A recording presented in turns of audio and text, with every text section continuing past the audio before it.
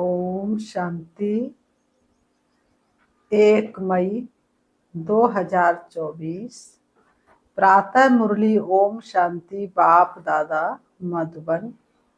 आज बाबा ने सुनाया, मीठे बच्चे, तुम सिद्ध करके बताओ कि बेहद का बाप हमारा बाप भी है, शिक्षक भी है और सदगुरु भी है। वह सर्वव्यापी नहीं हो सकता। मीठे बच्चे, तुम सिद्ध करके बताओ कि बेहद का बाप हमारा बाप भी है, शिक्षक भी है और सदगुरु भी है। वह सर्वव्यापी नहीं हो सकता। आज की मुरली से बाबा ने प्रश्न किया, इस समय दुनिया में अति दुख क्यों है? दुख का कारण सुनाओ। इस समय दुनिया में अति दुख क्यों है? दुख का कारण सुनाओ। उत्तर में बाबा ने बताया, सारी दुनिया पर इस समय राहु की दशा है, इसी कारण दुख है। बृहस्पति बाप जब आते हैं तो सब पर बृहस्पति की दशा बैठती है। सतयुग त्रेता में बृहस्पति की दशा है। रावण का नाम निशान नहीं है, इसलिए वहां दुख होता नहीं। बाप आए हैं सुखधाम की स्थापना करने, उसमें दुख हो नहीं सकता। ओम शांति। मीठे मीठे रूहानी बच्चों को रूहानी बाप बैठ समझाते हैं, क्योंकि सभी बच्चे ये जानते हैं हम आत्मा हैं। अपने घर से हम बहुत दूर से यहाँ आते हैं, आकर के इस शरीर में प्रवेश करते हैं पाठ बजाने। पाठ आत्मा ही बजाती है। यहाँ बच्चे बैठे हैं अपने को आत्मा समझ बाप की याद में, क्योंकि बाप ने समझाया, याद से तुम बच्चों के जन्म जन्मांतर के पाप भस्म होते हैं। योग है सच्चे सुख की अग्नि, दुख से सदा ही दूर करे, और योग अग्नि से जन्म जन्म के पाप भस्म हो जाए। तो इसको योग भी नहीं कहना चाहिए। योग तो सन्यासी लोग सिखलाते हैं। बाबा कहते हैं, स्टूडेंट का टीचर से भी योग होता है, बच्चों का बाप से योग होता है। यह है आत्मा और परमात्मा का, अर्थात बच्चों और बाप का मेला। यह है कल्याणकारी मिलन। बाकी तो सब है अकल्याणकारी। बाकी तो सब अकल्याणकारी है। पतित दुनिया है ना। तुम जब प्रदर्शनी व म्यूजियम में समझाते हो तो आत्मा और परमात्मा का परिचय देना ठीक है। आत्मा सब बच्चे हैं और वह है परम पिता परमात्मा जो परम धाम में रहते हैं। कोई भी बच्चे अपने लौकिक बाप को परम पिता नहीं कहेंगे। कोई भी बच्चे अपने लौकिक बाप को कभी भी परम पिता नहीं कहेंगे। परम पिता को दुख में ही याद करते हैं। हे परम पिता परमात्मा, परमात्मा रहते ही है परम धाम में।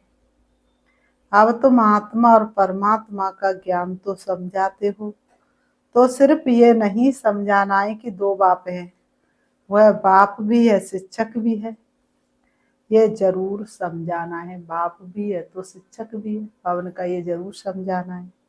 हम सब है आपस में भाई भाई। वह सभी आत्माओं का बाप है। भक्ति मार्ग में सब भगवान बाप को याद करते हैं, क्योंकि भगवान से भक्ति का फल मिलता है। अथवा बाप से बच्चे वर्षा लेते हैं। भगवान भक्ति का फल देते हैं बच्चों को।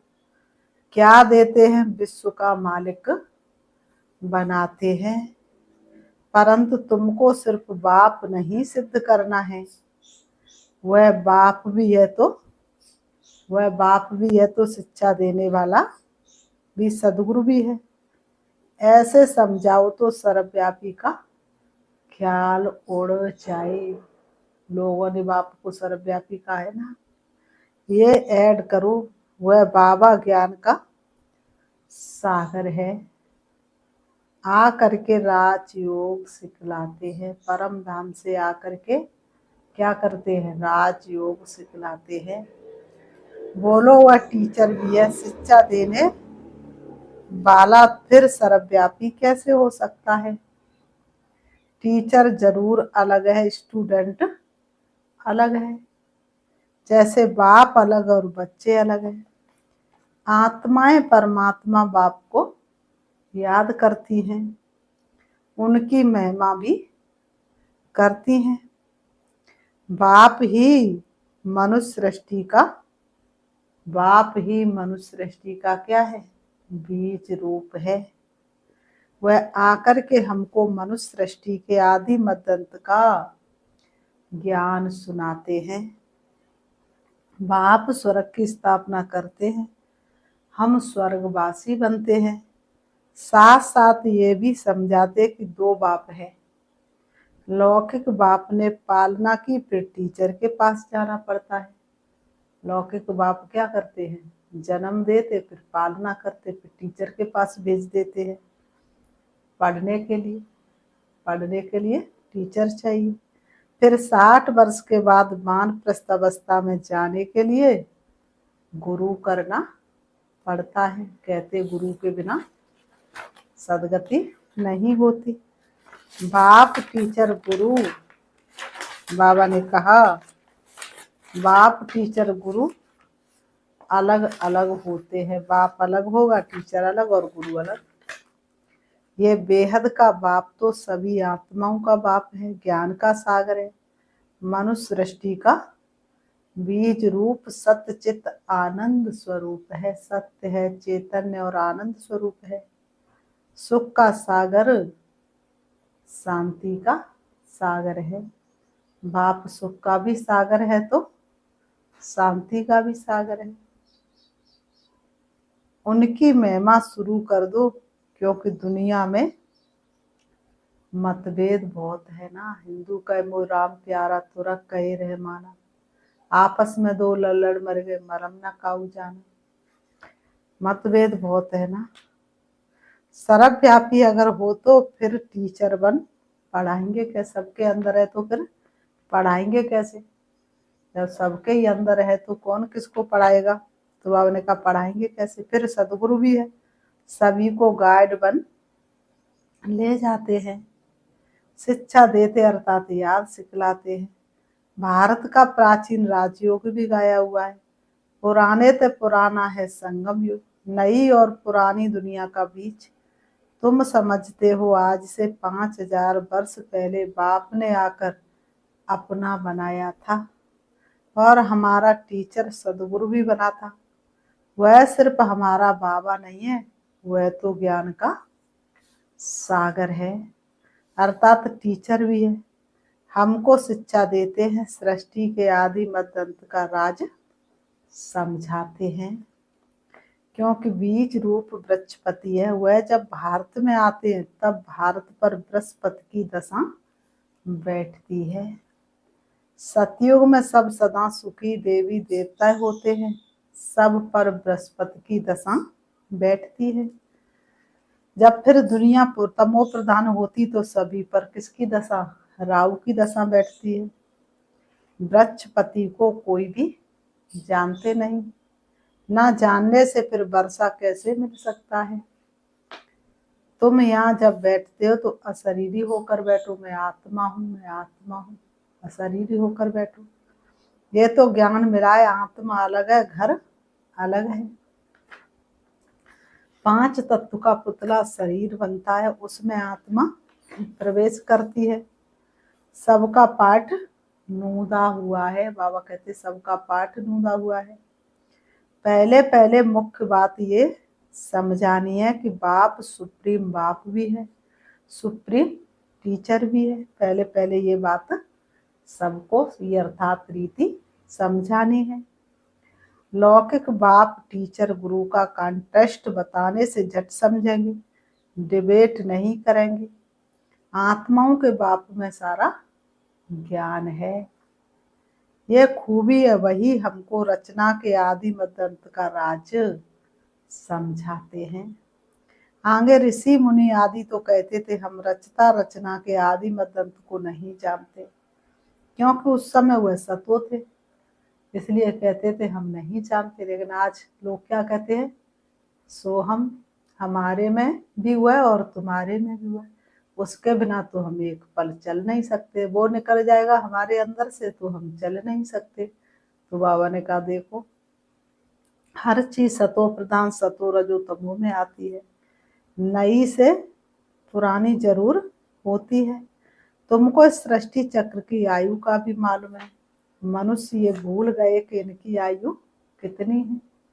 बाकी ये शास्त्र आदि सब भक्ति मार्ग के लिए बनाते हैं, बहुत गपोड़े लिख दिए हैं। सबका बाप तो एक ही है, सदगति दाता एक है, गुरु अनेक हैं, सदगति करने वाला सतगुरु एक है। इसलिए कहते मेरा सतगुरु बहुत पुराना मरम काऊ जो बिरले ने जाना। सदगति कैसे होती वह भी तुम्हारी बुद्धि में है। आदि सनातन देवी देवता धर्म को ही सदगति कहा जाता है। वहां थोड़े मनुष्य ही होते हैं, अभी तो कितने ढेर मनुष्य है, वहां तो सिर्फ देवताओं का राज्य होगा। फिर डिनास्टी वृद्धि को पाती है, Lakshmi Narayan the first second third चलता है। जब फर्स्ट होगा तो कितने थोड़े मनुष्य होंगे, ये ख्यालात भी सिर्फ तुम्हारे चलते हैं। ये तुम बच्चे समझते, भगवान तुम सभी आत्माओं का बाप एक ही है। वह है बेहद का बाप, हद के बाप से हद का वर्षा मिलता है, बेहद के बाप से बेहद का वर्षा मिलता है। 21 पीढ़ी स्वर्ग की बादशाही, 21 पीढ़ी अर्थात जब बुढ़ापा होता तब शरीर छोड़ते हैं, वहां अपने को आत्मा जानते हैं। यहाँ देह अभिमानी होने के कारण जानते नहीं कि आत्मा ही एक शरीर छोड़ दूसरा लेती है। अब देह अभिमानियों को आत्मा अभिमानी कौन बनावे। इस समय एक भी आत्म अभिमानी नहीं है। बाबा कहते इस समय एक भी आत्म अभिमानी नहीं है, बाप ही आकर आत्म अभिमानी बनाते हैं। वहां ये जानते हैं आत्मा एक बड़ा शरीर छोड़ छोटा बच्चा जाकर बनेगी, ये ज्ञान वहां पर होता है। बाबा ने कहा वहां ये जानते हैं आत्मा एक बड़ा शरीर छोड़ छोटा बच्चा जाकर बनेगी। सर्प का भी मिसाल है, ये सर्प ब्रह्मरी आदि के मिसाल सब यहाँ के हैं और इस समय के हैं जो फिर भक्ति मार्ग में भी काम में आते हैं।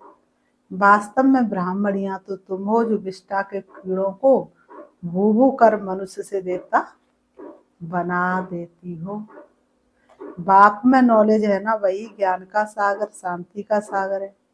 सभी शांति मांगते रहते, शांति देवा किसको पुकारते हैं, जो शांति का दाता था अथवा सागर है, उनकी महिमा भी गाते हैं। परंतु महिमा तो गाते परंतु अर्थ रहित, अर्थ को जानते नहीं है। कह देते हैं समझते कुछ भी नहीं। बाप कहते ये वेद शास्त्र आदि सब भक्ति मार्ग के हैं, 63 जन्म भक्ति करनी ही है। कितने ढेर शास्त्र हैं, मैं कोई शास्त्र पढ़ने से नहीं मिलता हूँ। काशी में, काबा में, भटके कैलाश में, तो बाबा कहते सब जगह भटकते रहते, लेकिन मैं इन सब में थोड़ी नहीं बैठा हूँ। मैं तो साधारण रीति से मिलता हूँ, कोटों में कोई मुझे पहचानते हैं, मुझे पुकारते भी आकर पावन बनाओ। ये है तमो प्रदान किचड़े की दुनिया जो कोई काम की नहीं। कितना दुख है, दुख कहाँ से आया, बाप ने तो तुमको बहुत सुख दिया था, फिर इतना दुख तुम्हारे पास कहाँ से आया। फिर तुम सीढ़ी कैसे उतरे, गाया भी जाता ज्ञान और भक्ति। ज्ञान बाप सुनाते, भक्ति रावण सिखलाते। ज्ञान शिव बाबा सिखाते और भक्ति रावण सिखलाते। देखने में ना बाप आता है और ना ही रावण आता है। इन आँखों से तो राम बाप को देख नहीं सकते और ना ही रावण को देख सकते हैं। दोनों को इन आँखों से नहीं देखा जाता, आत्मा को समझा जाता है। हम आत्माएं तो आत्मा का बाप भी जरूर है, एक नकली घर एक असली घर। बाप फिर टीचर भी बनते और ऐसा कोई होता नहीं। अभी तुम 21 जन्म के लिए सदगति को चक्र लेते हो, फिर गुरु की दरकार ही नहीं रहती। बाप सबका बाप भी है तो शिक्षक भी है, पढ़ाने वाला भी है। सबका सदगति करने वाला सदगुरु सुप्रीम गुरु भी है। तीनों को तो सर्वव्यापी कह ना सके। बाबा कहते हैं तीनों को तो सर्वव्यापी कह ना सके। बाबा ने कहा वह तो सृष्टि के आदि मध्य अंत का राज बताते हैं। मनुष्य याद भी करते हैं पतित पावन आओ, सर्व के सदगति दाता आओ, सबके दुख हरो सुख दो। हे गॉड फादर, हे लिबरेटर, फिर हमारा गाइड भी बनो ले चलने के लिए। इस रावण राज्य से लिबरेट करो। रावण राज्य कोई लंका में नहीं है, ये सारी धरनी जो है उसमें से समय रावण का राज्य है। बाबा ने कहा एक लंका में रावण का राज्य नहीं, सारी धरनी में ही रावण का राज्य, चारों तरफ रावण का राज्य है। राम राज्य सिर्फ सतयुग में ही होता है।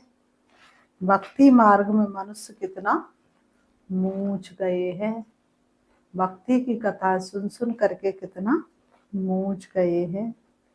अभी तुमको श्रीमत मिल रही है, अभी तुम बच्चों को बाप की अर्थात श्रीमत मिल रही है श्रेष्ठ बनने के लिए। सतयुग में भारत कैसा था? श्रेष्ठाचारी था, पूज थे, अभी तक भी उन्हों को पूजते रहते हैं। भारत पर बृहस्पति की दशा थी जो सतयुग में था, अभी राहु की दशा में देखो भारत का क्या हाल हो गया है। देख तेरे संसार की हालत क्या हो गई भगवान, कितना बदल गया इंसान। सूरज ना बदला, चांद ना बदला, ना बदला आसमान, कितना बदल गया इंसान। तो कितना बदल गया इंसान। हाँ, भारत की देखो क्या हालत हो गई है। देखो कहाँ सोने की चिड़िया और कहाँ लोहे की चिड़िया हो गया है। बाबा ने कहा सब अनराइटियस बन पड़े हैं, सबके सब अनराइटियस बन पड़े हैं। बाप राइटियस बनाते, रावण अनराइटियस बनाते हैं। कहते भी है राम राज्य चाहिए, तो रावण राज्य में है ना। बाबा कहते नरकवासी है, रावण राज्य को नरक कहा जाता है। स्वर्ग और नरक आधा आधा है, ये भी तुम बच्चे ही जानते हो। राम राज्य किसको और रावण राज्य किसको कहा जाता है? तो पहले पहले ये निश्चय बुद्धि बनाना है। वह हमारा बाप है, हम सब आत्मा बिरदर्श है। बाप से सबको वर्षा मिलने का हक है। मिला था, बाप ने राजयोग सिखलाकर सुखदाम का मालिक बनाया था, बाकी सब चले गए शांति धाम। ये भी बच्चे जानते हैं बृहस्पत है चेतन, सत्य चित्त आनंद स्वरूप है। आत्मा सत्य भी है, चेतन भी है। बाप भी सत्य है, चेतन है। बृहस्पति है, ये उल्टा झाड़ है ना, इसका बीज ऊपर में है। बाप ही आकर समझाते हैं। जब तुम सतो तमो प्रधान बन जाते तब बाप सतो प्रधान बनाते हैं। हिस्ट्री ज्योग्राफी रिपीट होती है। अब तुमको कहते हिस्ट्री ज्योग्राफी अंग्रेजी अक्षर नहीं बोलो, हिंदी में कहेंगे इतिहास भूगोल। अंग्रेजी तो सब लोग पढ़ते ही हैं, समझते भगवान ने, बाबा ने कहा समझते हैं। भगवान ने गीता संस्कृति में सुनाई। बाबा कहते हैं अब श्री कृष्ण सतयुग का राजकुमार, वहाँ ये भाषा भी ऐसा तो लिखा हुआ नहीं है, वहाँ ये भाषा थी ऐसा तो लिखा हुआ नहीं है। भाषा है जरूर, जो जो राजा होता उसकी भाषा अपनी होती है। सतयुगी राजाओं की भाषा अपनी होगी, संस्कृति वहाँ नहीं है। सतयुग की रस्म रिवाज ही अलग है, कलयुगी मनुष्यों की रस्म रिवाज अलग है।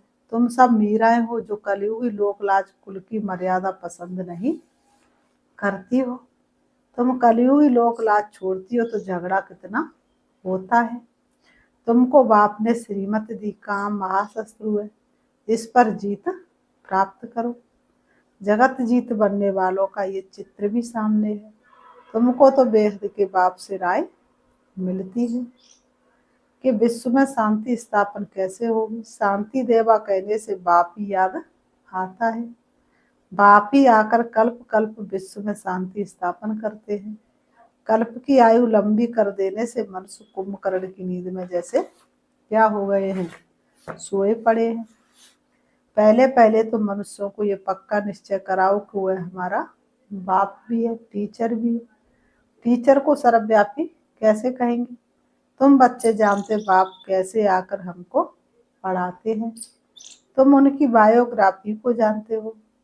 बाप आते ही है नरक को स्वर्ग बनाने। टीचर भी है, फिर साथ भी ले जाते हैं। आत्माएं तो अविनाशी है, वह अपना पूरा पाठ बजाकर घर जाती हैं।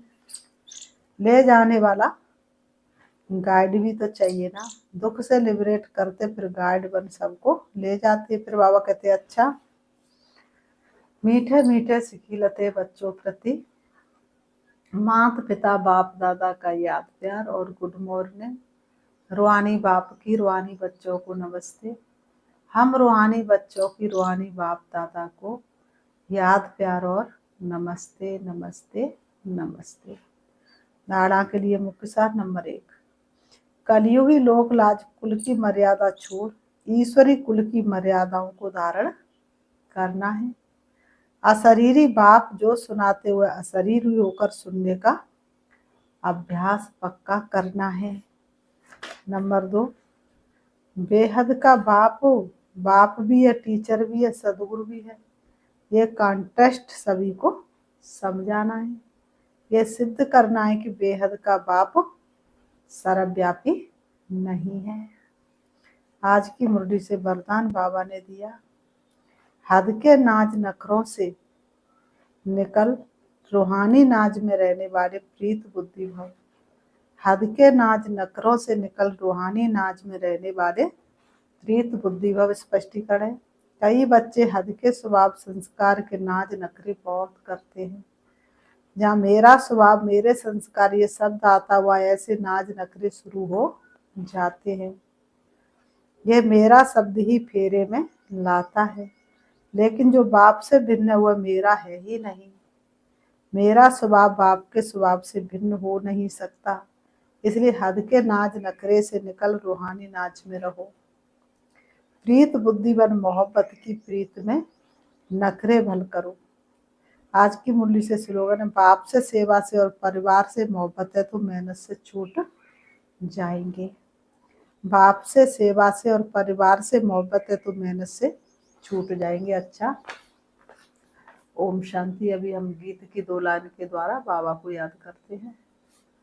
हो कितना प्यारा है अपने प्यारे बाबा का प्यार, कितना प्यारा है अपने प्यारे बाबा का प्यार। इसमें खुशियाँ हैं और इसमें जन्नत की बहार, कितना प्यारा है अपने प्यारे बाबा का प्यार। माता पिता भाई बहनों का छोटा सा संसार है, किस्मत वालों को ही मिलता ये देवी परिवार है। मधुबन बाबा और मुरलिया अपना है संसार, वो कितना प्यारा है अपने प्यारे बाबा का प्यार। इसमें खुशियाँ हैं अपार, इसमें जन्नत की बहार, कितना प्यारा है अपने प्यारे बाबा का प्यार। ओम शांति, ओम शांति।